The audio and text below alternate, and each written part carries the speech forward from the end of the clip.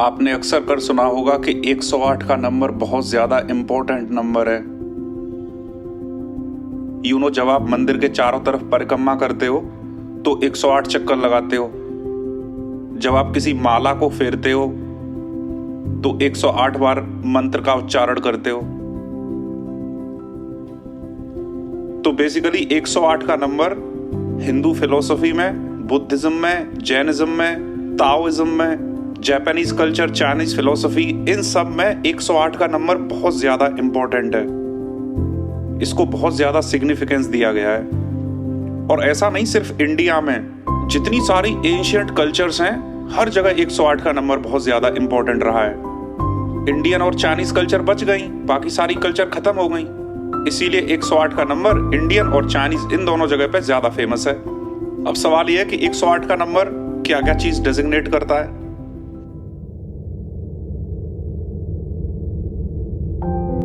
तो सबसे पहले सूरज और धरती के बीच में 108 सूरज फिट हो सकते हैं।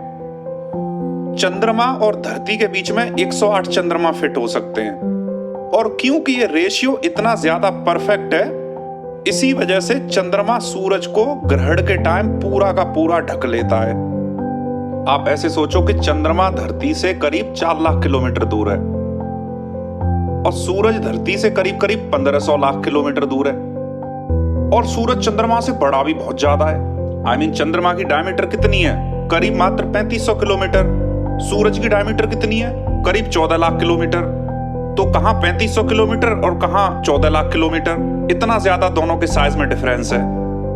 लेकिन क्योंकि ये 108 का रेशियो इतना परफेक्ट है कि धरती और चंद्रमा के बीच में 108 चंद्रमा फिट हो सकते हैं और धरती और सूरज के बीच में 108 सूरज फिट हो सकते हैं। तो इस 108 के परफेक्ट रेशियो की वजह से ग्रहण के टाइम पे चंद्रमा सूरज को एकदम परफेक्टली कवर कर लेता है।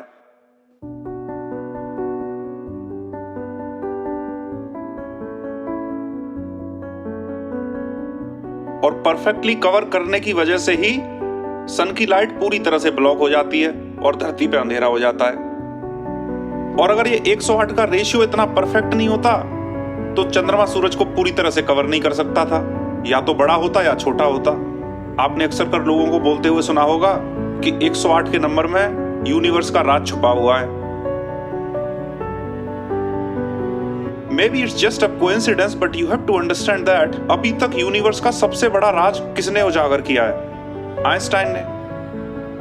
आइंस्टाइन की थ्योरी ऑफ रिलेटिविटी ही आज तक का सबसे बड़ा रिवेलेशन मानी जाती है, जिसमें यह पता चला कि टाइम भी कम ज्यादा हो सकता है, अलग अलग जगह पे अलग अलग रेट से पास हो रहा है।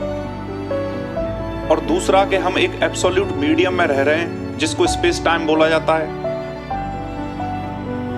3 से ज्यादा डायमेंशन पॉसिबल है। स्ट्रिंग थ्योरी की फाउंडेशन ही रिलेटिविटी है। ब्लैक होल्स प्रेडिक्ट किए गए, ब्लैक होल्स के फोटो खींचे गए।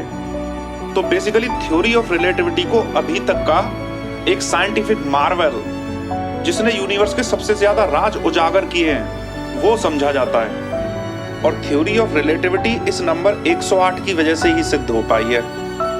अगर सूरज और चंद्रमा का रेशियो एकदम से परफेक्ट 108 नहीं होता तो थ्योरी ऑफ रिलेटिविटी सिद्ध ही नहीं हो पाती। शायद इसीलिए ऐसा बोला जाता है कि नंबर 108 में यूनिवर्स का राज छुपा हुआ है।